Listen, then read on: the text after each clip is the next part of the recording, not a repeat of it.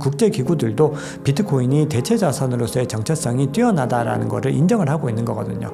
그래서 이런 맥락들이 미국이 현물 ETF를 통해서 비트코인을 공식적으로 인정한 것, 국제기구들의 인식이 바뀌어가고 있는 것, 그리고 규제 이슈들이 정립되고 있는 것, 이런 것들이 다 장기적으로는 비트코인의 우호적인 어떤 입장으로서 마련될 것이다.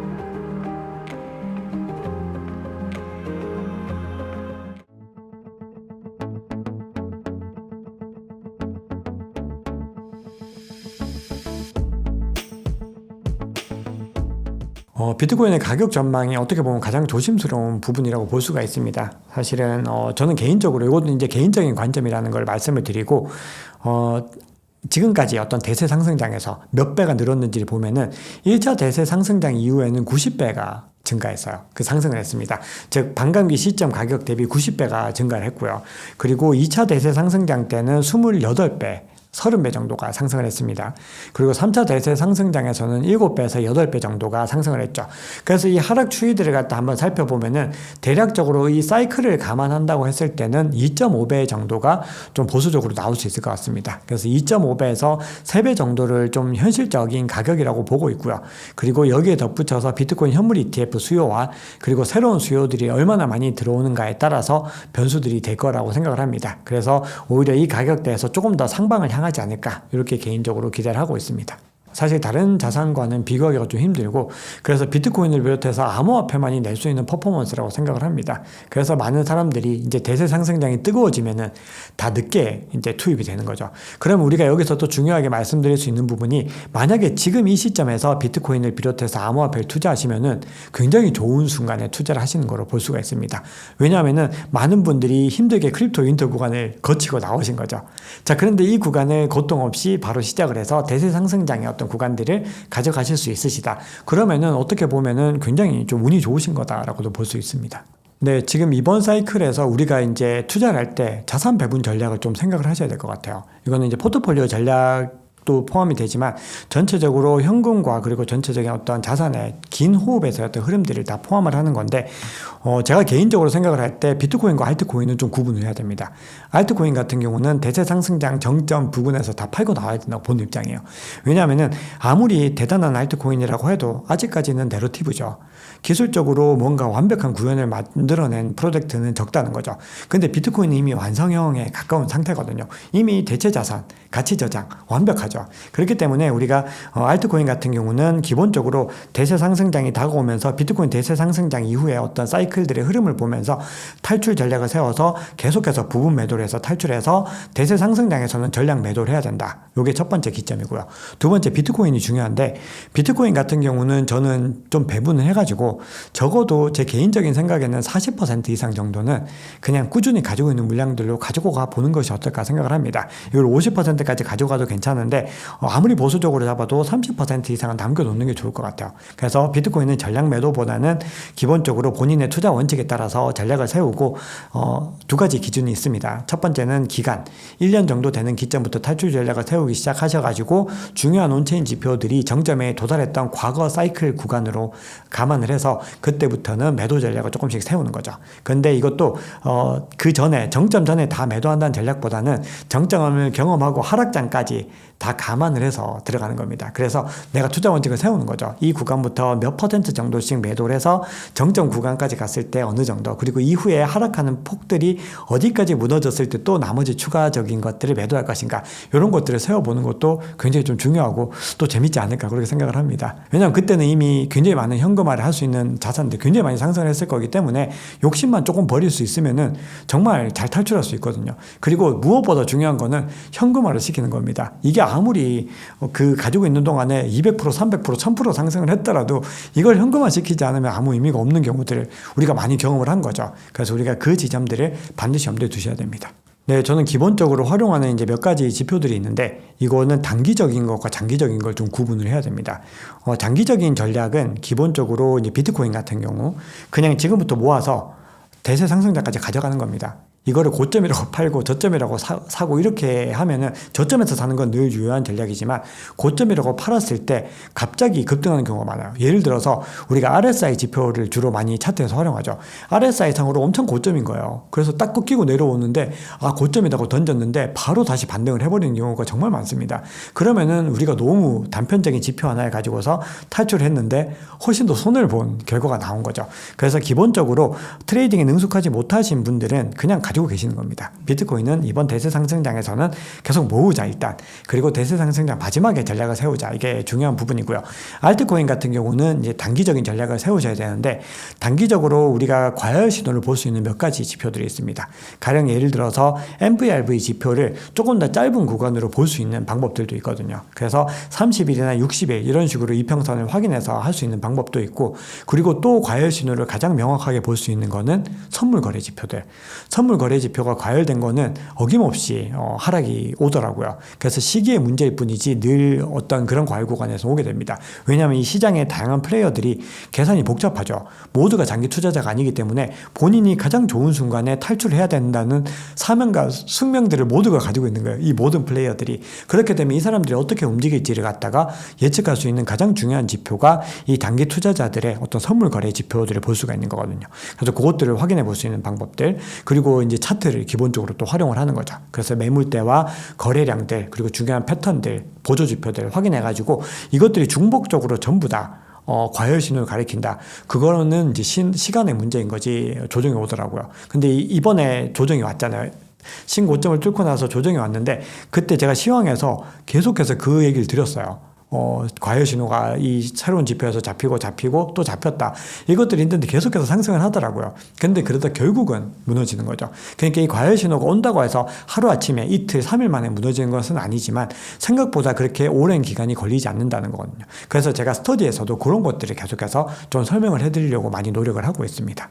네, 지금 현재 시장에서는 이것들의 이 영향에 의해서 갑자기 반등하거나 그런 움직임들은 나오지 않고 있습니다. 자, 그런데 우리가 중요한 부분들은 이 IMF를 비롯해서 국제기구들의 어떤 스탠스들이 계속해서 바뀌어가고 있다는 거거든요.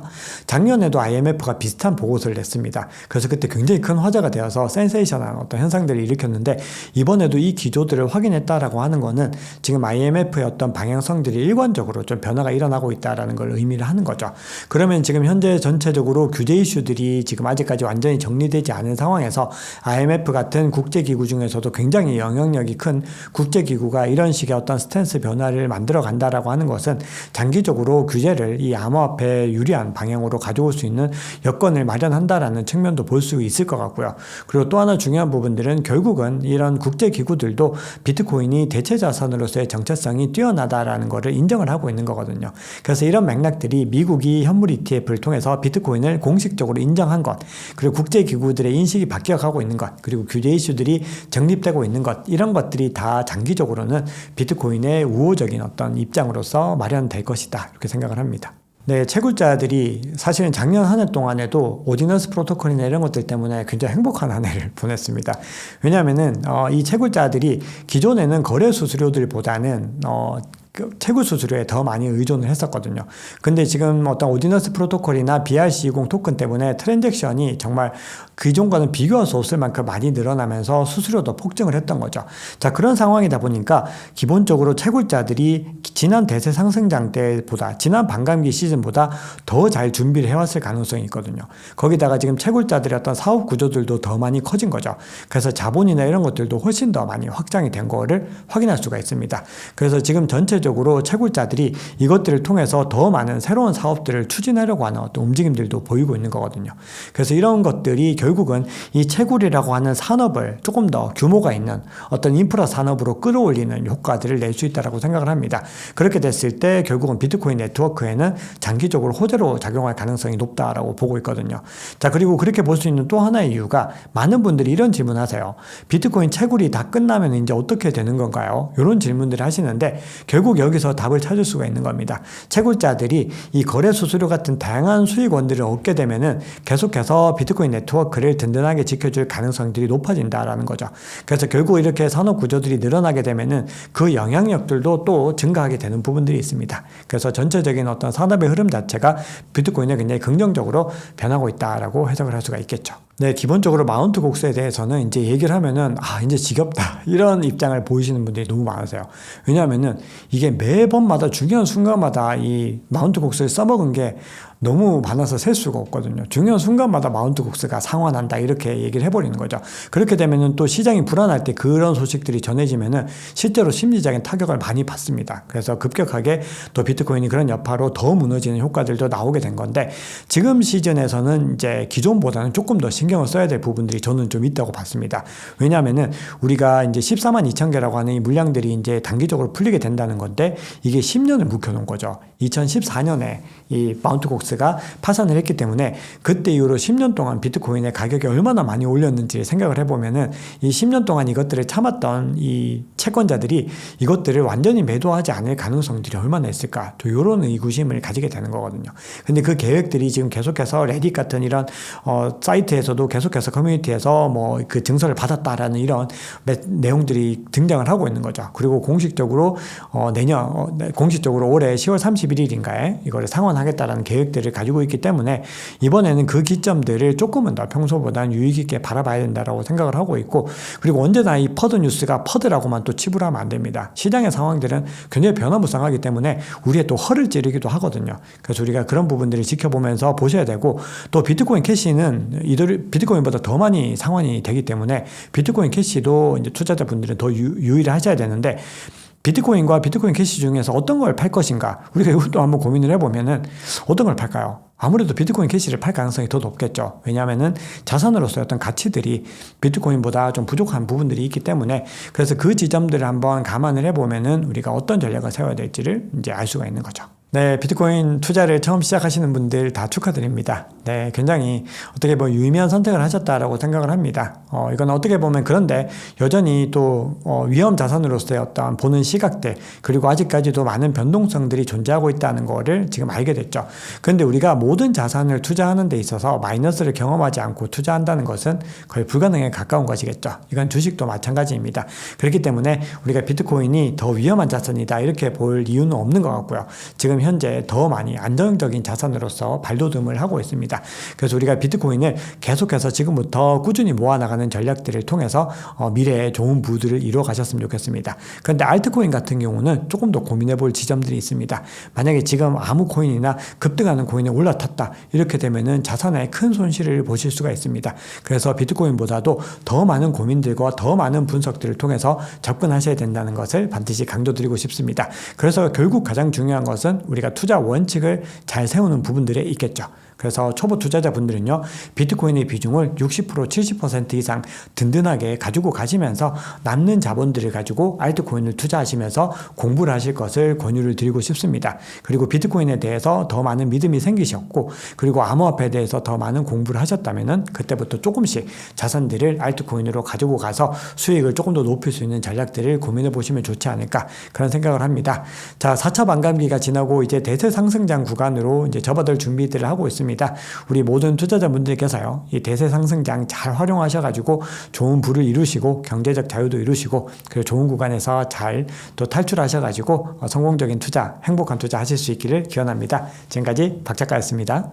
네, 제가 5월에 암호화폐 실전 투자 스터디를 진행을 합니다. 지금 변동성이 굉장히 커진 시기이죠. 거기다 4월 달에 이 반감기도 지나왔기 때문에 우리가 이 복잡한 시장에서 스스로 혼자서 모든 결정을 내리시기에 어려우신 투자자분들도 많이 계실 겁니다. 그래서 전체적인 방향성들과 전략들을 함께 세우면서 밀착 케어를 해드릴 수 있는 과정을 준비를 했습니다. 자, 크게는 종목 선정과 타이밍, 그리고 자산 배분, 이 세 가지의 요소들을 종합적으로 다루는 과정입니다. 그래서 종목 선정이라고 하는 것은 지금 이 시기에 가장 주목해야 되는 알트코인들을 같이 선정을 하면서 공부를 하는 것이죠. 그리고 이것이 언제 매입을 하고 매도하면 가장 좋을지에 대한 전략들도 함께 공부를 하게 됩니다. 네, 그렇게 되면은 우리 구독자님들은 가장 좋은 코인을 가장 좋은 구간에 사서 가장 좋은 구간에 매도할 수 있는 가이드들을 가지시게 되는 겁니다. 제가 2월반에서도 비슷한 과정을 진행을 했습니다. 근데 2월반 멤버님들께서 너무 좋으셨다고 한 번만 더 이 과정을 진행하면 좋겠다라고 하셔서 이번에 좀 여러 가지로 대비로 좀 바쁜 상황에서 어렵사리 준비를 하게 되었습니다. 아마 함께 해주시면은 이번 대세 상승장을 만들어 나가시는데 정말 큰 도움이 될 거라고 생각을 합니다. 저는 기본적으로 객관적인 데이터와 지표에 의해서 투자를 하기 때문에 절대로 어떤 뇌피셜에 의한 투자들 그리고 맹신에 의한 투자들을 하지 않습니다. 효율적인 투자 그리고 가장 성공적인 투자 그러면서도 안정적인 투자를 원하시는 분들은요 저희 스터디 함께 해주시면은 정말 10주 동안 좋은 경험을 하실 수 있을 것이다 라고 생각을 합니다. 교육과정 간단하게만 소개해드리면 10주 동안 라이브를 진행을 하게 됩니다. 라이브에서 한 주 동안에 일어났던 여러 가지 상황들 그리고 그 다음 주에 주목해야 되는 여러 가지 코인들과 매입 타이밍, 매도 타이밍들을 살펴보고 또 여러 이슈들을 살펴보면서 중장기적인 전략들도 세우게 됩니다. 들으시면은 아마도 이 투자에 대한 어떤 외연들이 많이 넓어지실 거라고 생각을 합니다. 아울러서 VOD 15강과 그리고 밴드 공부방에서 밀착 케어를 통해서 매일마다 제가 또 빠르게 시장의 변화들을 전해드리고 있습니다. 관심 있으신 분들은 고정 댓글 확인해 주세요.